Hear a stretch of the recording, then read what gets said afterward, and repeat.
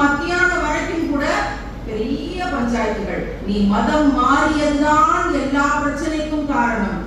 நான் அழுதுகிட்டே சொன்னேன், நான் மதம் மாறியதுதான் உங்களோட வாழ்க்கையில எல்லா பிரச்சனைக்கும் காரணம்னா எனக்கு அம்மாவும் தேவையில்லை, அப்பாவும் தேவையில்லை, குடும்பமும் தேவையில்லை, ஏற்கனவே அந்த மனநிலையில தான் இருக்கிறேன், எனக்கு என் அல்லாஹ் போதுமானவன், இறைவனுக்காக எல்லாத்தையும் விட்டு கொடுக்க தயாரா இருப்பேன், தாய் தகப்பனுக்காக இறைவனை விட்டு கொடுக்க தயாராக இல்லை அப்படின்னு சொல்லிட்டு வச்சு.